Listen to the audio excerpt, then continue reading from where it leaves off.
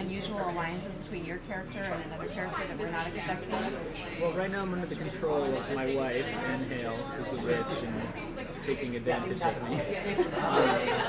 So, yeah, you'll see Cotton, in order to figure out how to get out of that situation, being under someone else's control, he has to do and become a lot of things that he wouldn't normally do. He tries to do honest things ever since he decided not to be such a jerk like he was in the pilot.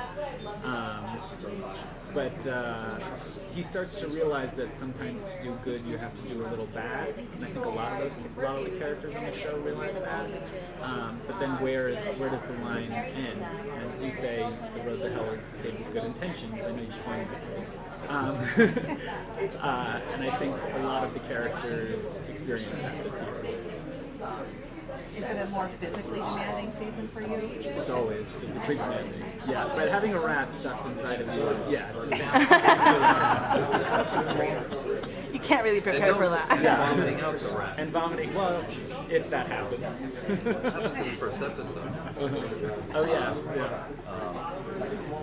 Is it emotionally less worried about intense too? Yeah, because Cotton and Man, despite their looks like they do love each other, there is some kind of semblance of innocence that exists between them, and they're trying to rescue that and salvage that, but the world is so distorted around them, it's difficult for them to really get on the same page. So your Their character, marriage will have plays a big part in this year. your character seems to cry a lot. Do you cry on cue? Do you? I can't give up my secrets. I use a lot of empath. Because it seems just so natural. Third part I mean, is props to surprised when you. he's But not on camera too. Yeah, I'm just crying all the time. They're just like, oh, get the camera on me. Yeah. Did you know from season 1 that season 3 would end up in hell pretty much? Is that the arc that you've had the whole time in your mind? We always knew we wanted to go to hell. And like literally. and I'm like, hi guys. We gotta go to hell. And we want to see what it's like down there. And we get there this year. And so yeah, from very early in the show, we had a sense of where it was going up to this point. We did. Any characters we do expect to be entering into the mix that we should be really looking out for to be major players? Well, there's a new character that's called the Sentinel. And the Sentinel is one of the devil's brothers, right-hand man. He summons to help him in his plans. And that character is a new kind of villainous, scary character. I hint that the Countess Marburg will play an unexpected role, sentinel, but in a most unusual way. And there's Marilyn Manson plays a character. What? Yeah.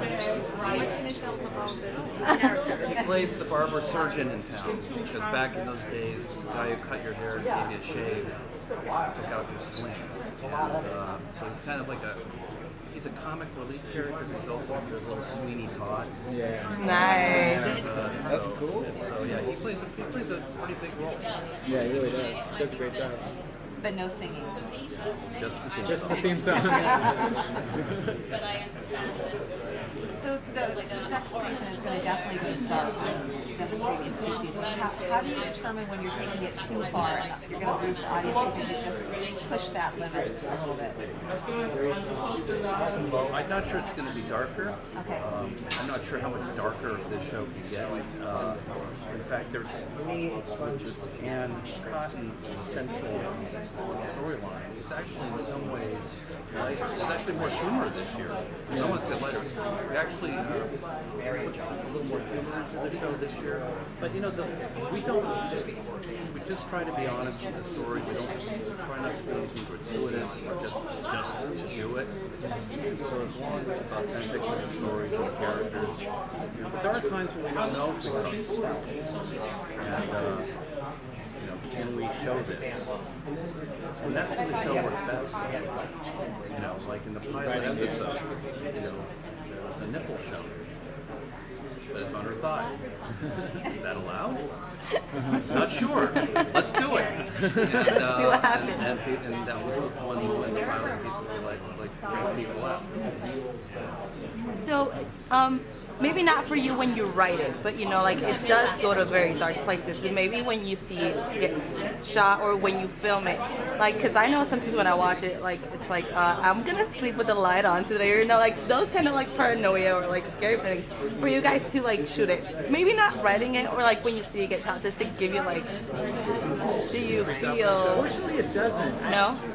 It's interesting, like when you're on set and you know that the blood is, corn syrup and food coloring and all that kind of stuff. I really try to, between takes, just remind myself of that. This is all pretend. And when you're working, it's kind of funny because, like, you're stabbing and then it's like cut and then, it's like, oh hey, how's it going? So it's kind of easy to get over it. It hasn't. I'm fortunate that it hasn't infected my dreams. It has. There have been times filming when I got freaked out, and one of those times was when Lee Sellerby was in that cage walking thing, and screaming. Yeah. Everyone was freaked out because nobody knew that's what she was going to do. And I remember a lot of there was a goat. There was a goat who was really freaked out. Really freaked out.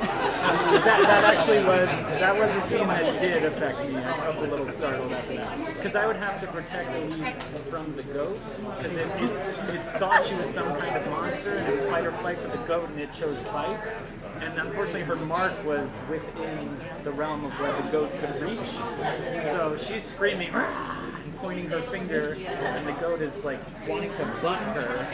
So I'm having to hold her down and try to lightly press the goat with my foot away from her.